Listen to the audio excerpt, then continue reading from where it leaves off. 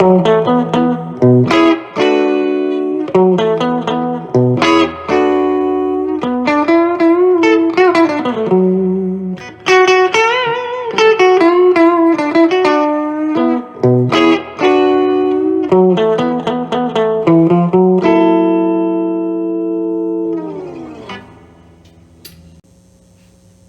evening, friends.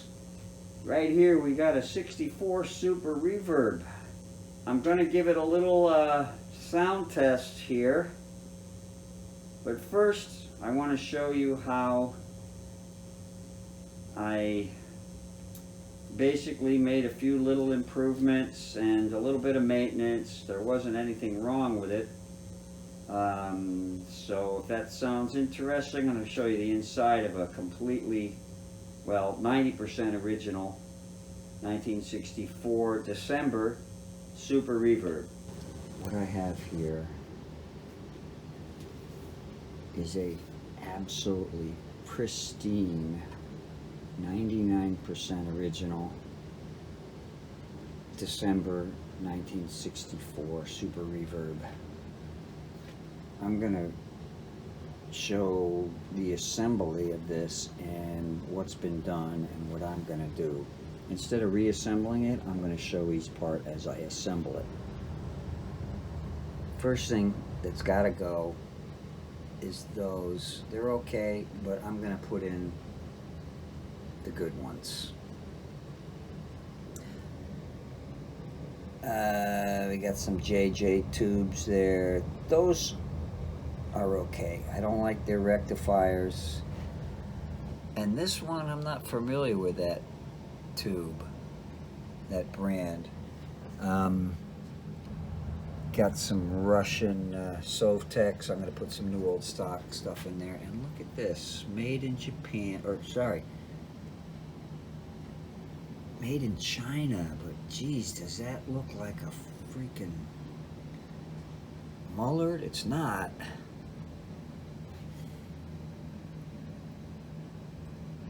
43rd week of 64.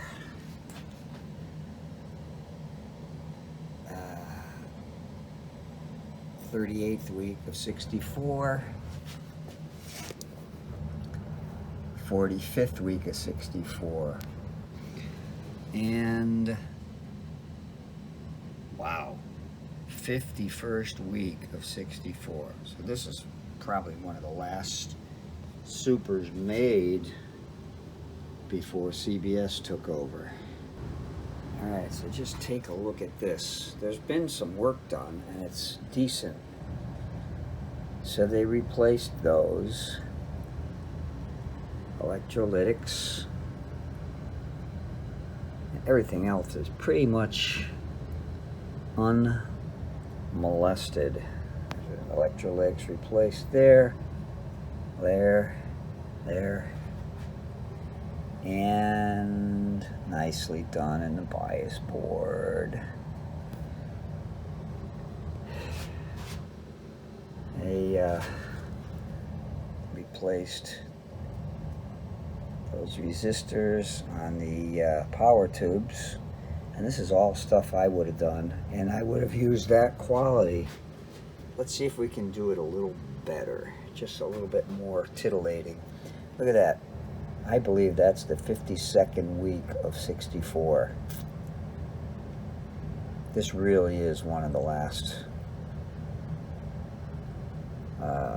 pre-CBS. Everything completely untouched. Power, three-way power cord put in.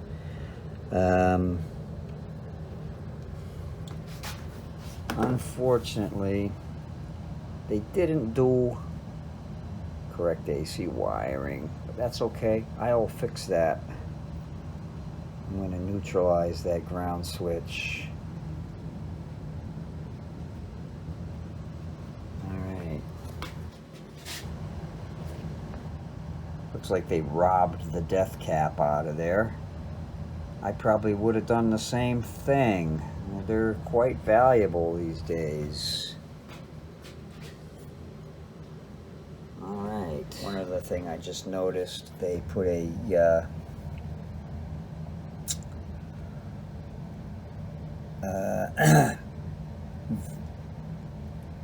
a fake, I don't know what you call it. It's used when you don't have a center tap, kind of to reduce hum. But with that, with that center tap there going to ground, I'm pretty sure that's kind of redundant. Looks like they put a little cheater there. I don't blame them. I mix shit up myself, being left-handed. Anyways, all the pots everything looks dead original, other than those few really nicely done maintenance. I'm gonna try my hand at making this look better, and that's it. I am not touching anything on this thing other than to bias it and put some vintage tubes in there. Turning my attention to the cabinet,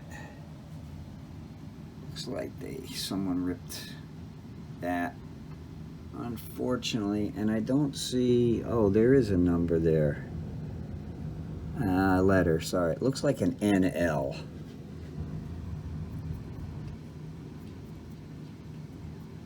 '64.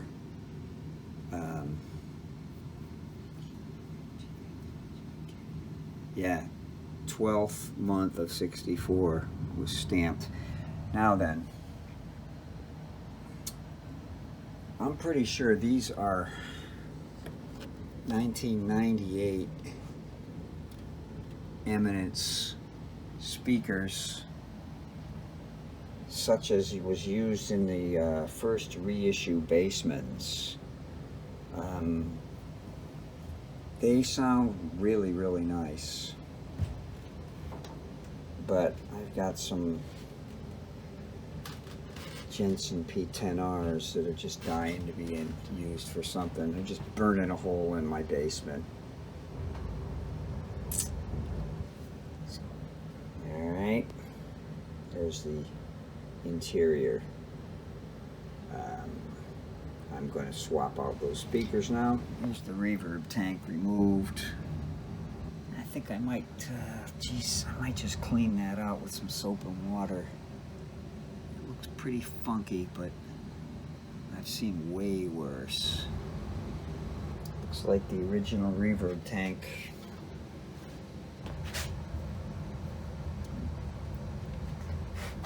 Yep. Gorgeous. Clean as can be. One of the reasons I bought this was because it had non-original speakers. I can sell these speakers, and I got 4 of these going in here.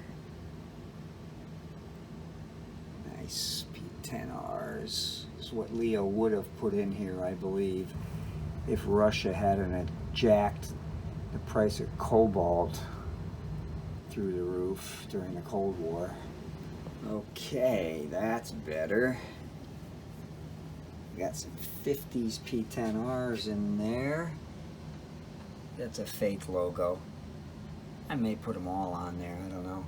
And here's the red-headed stepchild. Sounds good.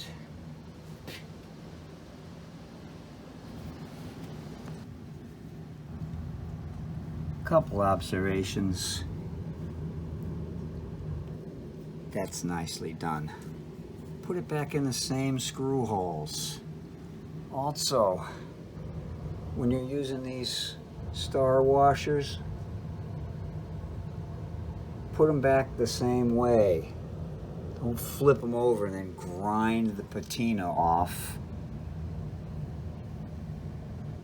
Small rant over. Tribute to the work of art this Super is, I've taken one of these and literally just pushed the aluminum can out of it. This is really anal, and I don't care. I think that's even a 65 date code, but I'm not sure, and I don't care. Anyway, saw this in half and started to clean out the interior of this. And I'm going to put two little ones inside there. Two nice little Sprague 25 at 50s. So here's the 25 at 50s wired up. This is cleaned out and it's going to go in there, and I'm going to probably epoxy it in there and seal it up for good. Epoxied in there. And there it is. Two Spragues. Two Spragues hidden in there. This side's a little boogered up, but it's my first try. I think I can do better next time. Second attempt. Before, and I'm going with 25 at 25 this time. And here it is, ready for the epoxy. Better and better.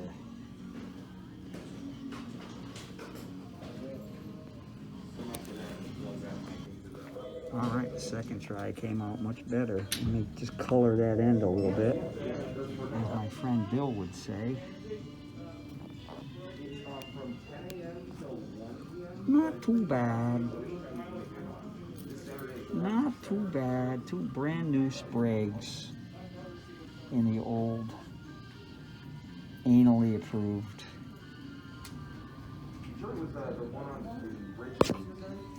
Cover. And here's the first pair, safely nestled in place. Actually, I think this goes like that. Yeah. Safely nestled. Next on the cutting board, chopping block. And there it is, going in there.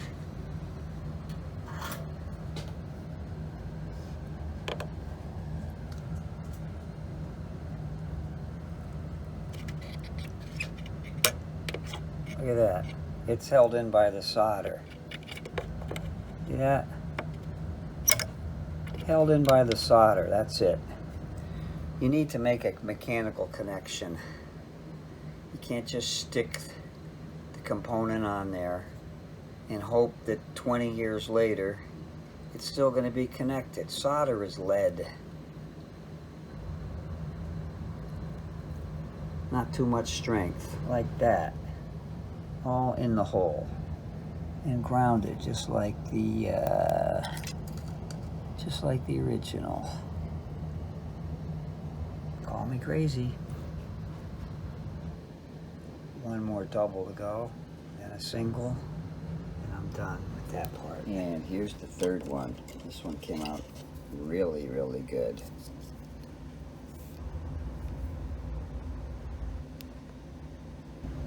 And here's the third one nestled in there. I had to remove the jacks temporarily. Looks factory, doesn't it? Here's some more of that a glob of solder on top is good enough syndromes here and here. And here's another thing I don't understand. You're going to go to the trouble to wire in this 3-prong plug. Why are you going to wire it incorrectly so that the hot goes to the narrow, etc., etc.? I mean, you know, if you're going to rewire it, you might as well wire it correctly and safely. So I'm going to take care of that too. And this guy, here's his little cheat sign, a little plus there. Like he couldn't remember which way is plus. I wonder if this was the first Fender amp he worked on. This one here is particularly offensive. Just glomp some solder over the top of the thing. Just glom it on there and it won't come off, right? I could probably break that with bare hands. But that's what we're here for, to fix. It looks like our erstwhile amp tech quote worked on this, didn't have the proper soldering iron to properly solder this back. I could probably pop this joint. Now, I'm not going to try, but I probably could. I've seen these pop loose. That's not too good. We can fix. And checking my work on this single. Very nice. That's going in. Okay, so here they are before cleanup. Nice. I dug out 3 RCA black plates that I'm hoping I can get a decent match from. I also have these Tongsaw 5881s, which if they match up, I might give them a try. They're not going to be as powerful, but I think they're going to sound nice. But I'm hoping that I get a match here. This is all I have in my stash of these. And here's the preamp tube complement that I'm proposing here. The JJ makes a nice modern preamp tube. I'm staying away from their rectifier tubes. I've seen several fry. Procom, I'm not really familiar with these, but this one tests pretty strong. And then I got these a 12AX, pair of 12AX7s and a 12AT7 that are super testing, super strong, and they're Japanese gold pin realistics. I think this is going to be a nice set of tubes. And we'll ditch this Sovtek and Chinese stuff here for when I sell an amp. Ha ha ha ha. Kind of like what happened here. Oh. One little mod, thanks to Uncle Doug. I just hook another 01 cap on top of the other 01 cap. Slows that tremolo down. Thanks, Uncle Doug. I like it. Easily removed. Oh yeah. Next victim. All right, here's the corrected AC wiring. Green goes to ground. White, which is neutral, comes in to the courtesy plug, and it goes back. I wound it around there. That's the white wire. It goes back to the transformer. Black, hot, comes in, goes to the courtesy plug. From there, it goes to the fuse. From the fuse, it goes to one side of the switch, and the other side of the switch goes back to the transformer. The polarity switch is just flapping in the breeze now. It doesn't do anything. I'm not going to do anything with that. I'm just going to let it sit there. Maybe I'll make a self-destruct label and put it on there. I don't know. But I'm not going to do the no negative feedback thing. That is kind of cool, but I'm just not doing it. That's just going to sit there. Alrighty. Before I go further, I'm going to test my work. I'm going to plug this in to my current limiter and see if I got any glows. Plugs it in, light goes on, no freaking glow. Everything's good. Switch works. On, off. And here's beautiful. The last of the clever forgeries from up top. Going right in there. Right in there. Alright, here they all are. Nice. Got everything nicely done. up top. I'm waiting for the filter caps down below decks. So I'm going to plug this in now and see if it smokes or blows up. Here we go. I got it plugged into my patented William Odell bias meter, into the patented Uncle Doug current limiter. Everything's on. I'm going to plug it in. Fasten your seat belts. Whoop. Lights on.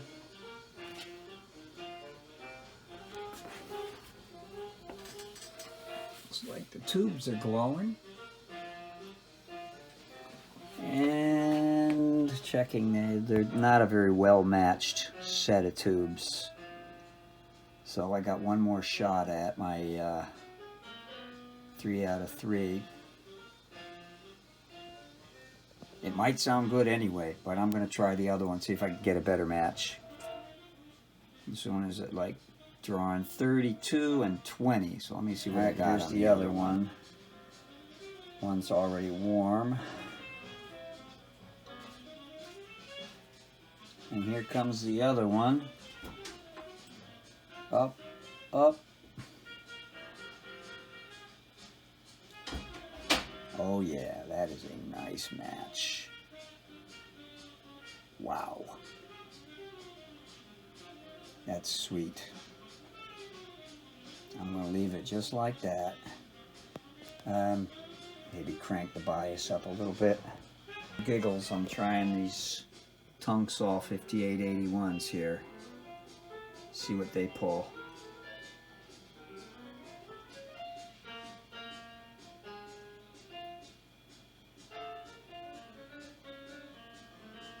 Yeah, they're not as well matched. I'm going to go with those black plates. Why mess with a good thing? These are junk. These are better. These F&T. In fact, I have a couple of 80s coming in the mail. But this one here, pretty high on the ESR compared to, like, for instance, this one next to it. This one next to it is quite a bit lower, like half. So I'm going to go ahead and replace these, and I'm not going to do the clever forgery here. I'm going to wait until I get some nice Sprague Adams and put those in this. So I got some vintage caps that I'm going to. Anyways, let's put those in. More of this nonsense. Look at that. Freaking pops right out of there. That's sad. I guess this guy didn't have a solder. Ever heard of a solder sucker? That's shoddy, man. I don't care. The guy had respect for the vintage. Maybe he was just doing what he was told, but that's shoddy. Here's what I consider a more proper way.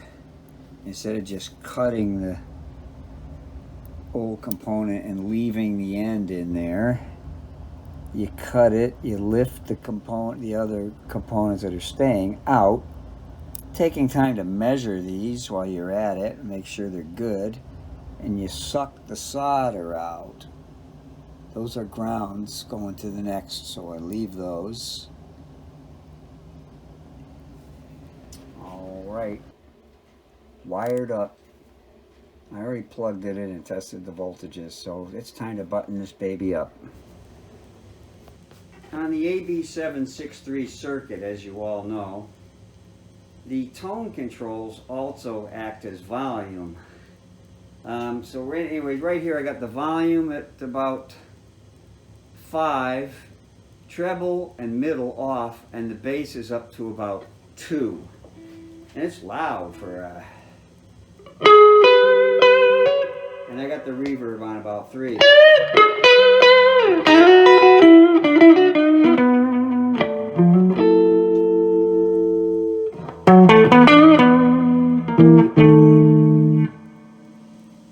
Okay, so I put a little bit of treble on there. Got the intensity on the tremolo at 10 and the speed off.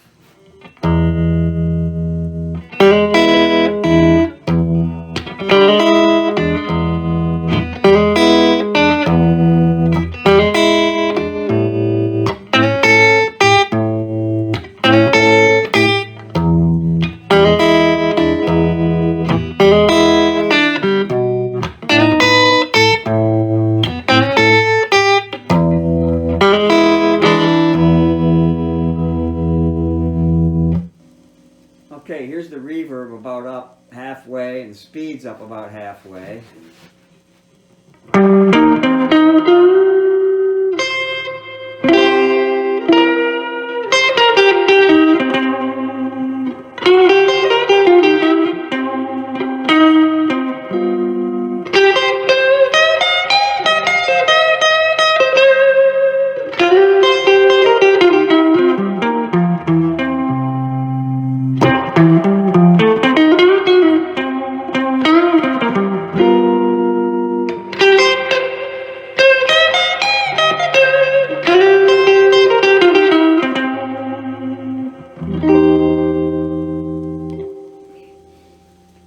Okay, at this setting, I've got the bass up to 10, treble and middle off, and the volume is at about 2.5. Now, everybody thinks you can't get a nice warm sound out of one of these blackface supers without having it be ear splitting. This is at about 89 decibels.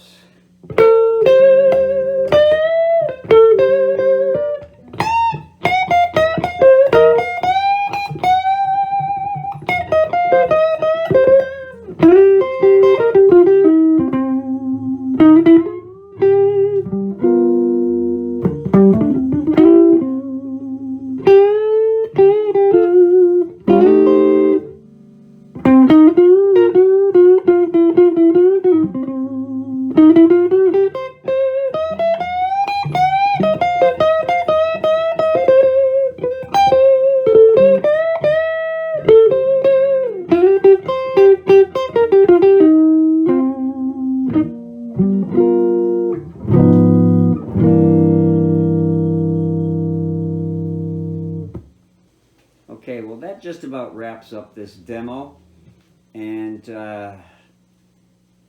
maintenance and restoration of this Super Reverb from 1964.